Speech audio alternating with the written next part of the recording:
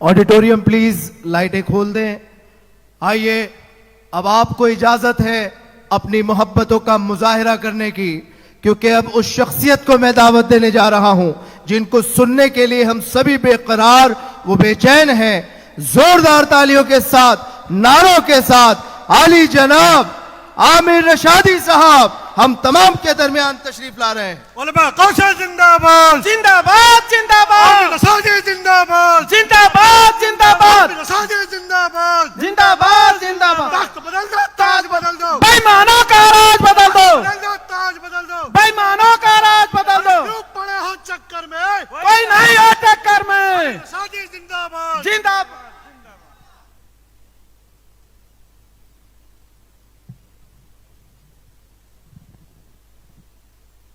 अस्सलामु अलैकुम वरहमतुल्लाहि वबरकातुह। आप थक गए हैं, लगता है कि आपकी आवाज़ जो है अब साथ नहीं दे रही है।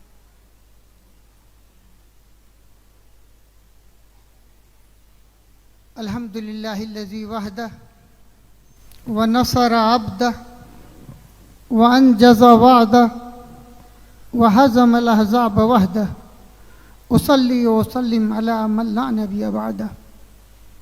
औज़ु बिल्लाहि मिनश शैतानिर रजीम। बिस्मिल्लाहिर रहमानिर रहीम। इन्नल्लाह ला युग़य्यिरु मा बिक़ौमिन हत्ता युग़य्यिरु मा बिअन्फुसिहिम। सदक़ल्लाहुल अज़ीम। रब्बि यस्सिर व ला तुअस्सिर व तम्मिम बिल खैर। रब्बि इश्रह ली सदरी व यस्सिर ली अमरी वहलुल उक़दतम मिन लिसानी यफ़क़हू क़ौली। मोहतरम हज़रात, मैं जहाँ भी पहली मर्तबा कोई बात कहता हूँ तो ये जानने की कोशिश करता हूँ कि मैं कब्रिस्तान में अज़ान तो नहीं दे रहा हूँ, इसलिए कि कब्रिस्तान में मुर्दे नहीं बोलते। तो मैंने जो कुरान की आयत तिलावत की है उसका तर्जुमा शायर ने इस शेर में किया है कि खुदा ने आज तक उस कौम की हालत नहीं बदली, खुदा ने आज तक उस कौम की हालत नहीं बदली, न हो जिसको ख्याल खुद अपनी हालत के बदलने की। तो आपसे मैं ये सवाल करना चाहता हूं कि आप अपनी हालत को बदलने को तैयार हैं? आवाज में दम नहीं है। कि आप अपनी हालत को बदलने के लिए तैयार हैं? हाँ, इस तरह अगर आप तैयार होंगे तो इंशाअल्लाह ताला आपके हालात बदलेंगे। दोस्तों, स्टेज पे बैठे हुए राष्ट्रीय उलमा कौंसिल के तमाम जिम्मेदारान, वक्त ज़्यादा हो गया इसलिए मैं नाम नहीं ले रहा हूँ। मुअज़्ज़ज़ हाज़रीन, नौजवान साथियों, अजीज़ बच्चों, माएँ और बहनों और बेटियों, एक सवाल बहुत ज़हन में आपके आना चाहिए कि राष्ट्रीय उलमा कौंसिल की ज़रूरत क्यों है? इस मुल्क में मुस्लिम लीग पहले से मौजूद थी। इस मुल्क में जुनूब हिंद की दूसरी हैदराबाद की एक पॉलिटिकल पार्टी मौजूद थी। पहले जो हमने नाम लिया वो केरला से थी। उत्तर प्रदेश में पीस पार्टी थी, नेशनल लोकतांत्रिक पार्टी थी। उसके अलावा भी मुसलमानों की बहुत सी पार्टियां थी। आखिर राष्ट्रीय उलमा कौंसिल बनाने की जरूरत क्यों पड़ी? यह सवाल होना चाहिए कि नहीं होना चाहिए? कि इतनी भीड़ में एक नई चीज लाने की क्या जरूरत थी? मोहतरम हजरात, जिस वक्त कांग्रेस सरकार ने इंडियन मुजाहिदीन के नाम से मुसलमानों को बदनाम करने के लिए जो एक अपनी कंपनी बनाई, इंडियन मुजाहिदीन नाम की, कोई इस तरह की तंजीम कोई वजूद है ही नहीं। वो कांग्रेस सरकार उनकी एजेंसियों की बनाई हुई एक कंपनी थी, प्राइवेट लिमिटेड।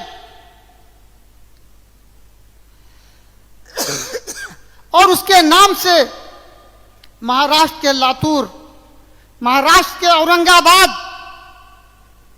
बिहार के समस्तीपुर, बिहार के दरभंगा, उत्तर प्रदेश के आजमगढ़, जयपुर, हैदराबाद, पूरे मुल्क में उन्होंने मुसलमानों के खिलाफ एक सरकारी आतंकवाद, सरकारी दहशतगर्दी का काम शुरू किया था। हम लोग बोलते थे, जब हैदराबाद की एक पॉलिटिकल पार्टी के छोटे भाई को पकड़ा गया, जेल भेजा गया, तो उस वक्त हमने उत्तर प्रदेश के 50 जिलों में धरना और प्रदर्शन किया। और वो धरना और प्रदर्शन इसलिए किया कि हदीस है कि अगर किसी एक मोमिन को कहीं तकलीफ पहुंचे तो दूसरे मोमिन को भी वही दर्द होता है। इससे आगे बढ़ के दूसरी हदीस में है कि अल्लाह के किसी एक बंदे को अगर तकलीफ पहुंचे तो दूसरे बंदे को भी तकलीफ होना चाहिए। इसी तरह जब आजमगढ़ में 13 तारीख को 13 सितंबर 2008 को बंबई, दिल्ली में एक बमकांड होता है और हमारे उस वक्त के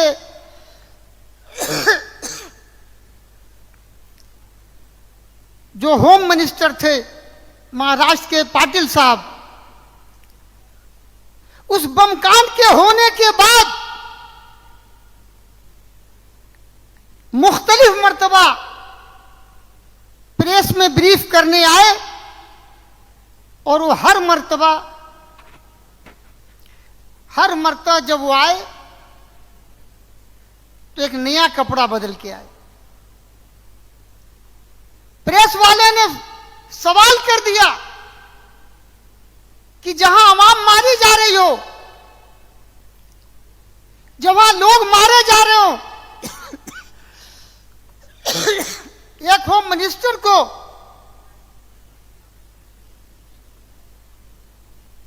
इतना वक्त कैसे मिल सकता है? यह सवाल सही था कि नहीं था?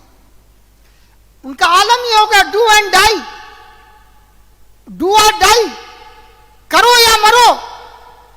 उन्होंने आजमगढ़ के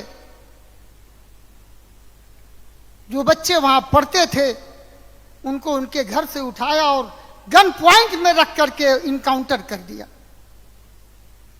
इनकाउंटर हो गया।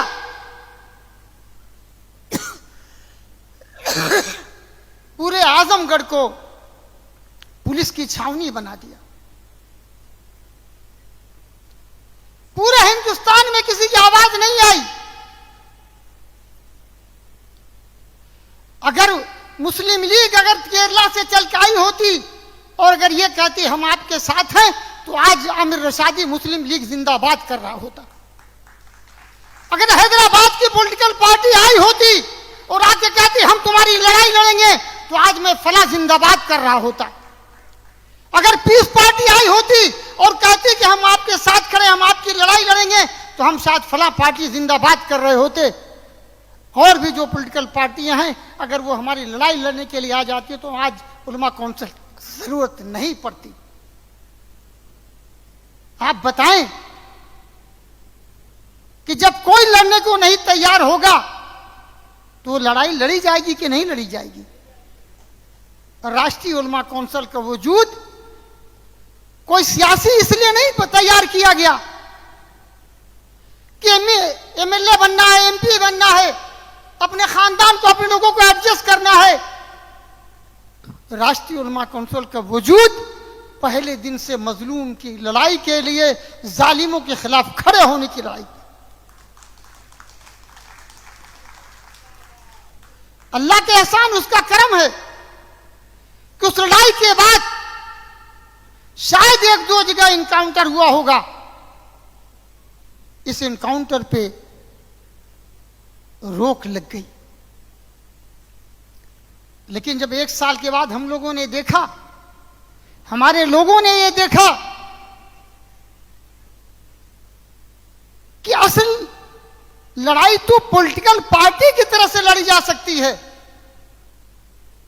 तो सब लोगों ने मिलकर यह तय किया कि राष्ट्रीय उलमा काउंसिल को, उलमा काउंसिल उस नाम था उत्तर प्रदेश के नाम से, अब इसको राष्ट्रीय उलमा काउंसिल कर दिया जाए ताकि पूरे मुल्क की लड़ाई लड़ने की अंदर हमारी ताकत पैदा हो जाए। जब उसका झंडा बना उस पर भी एक केस हुआ और कहा गया कि हिंदुस्तान का झंडा बदल दिया, उसको नीचे कर दिया, मुकदमा दायर हुआ। हमने जज के सामने जब पेशी हुई तो हमने बताया कि ये केसरिया रंग नहीं है, लाल रंग है। हमारा जो झंडा है लाल है, सफेद है और हरा है। बेसोचे समझे झंडा नहीं बन गया। लाल रंग इनकलाब की निशानी है कि नहीं है? लाल रंग आंदोलन की निशानी है। तो जब हमने उनको बताया कि हमारा झंडा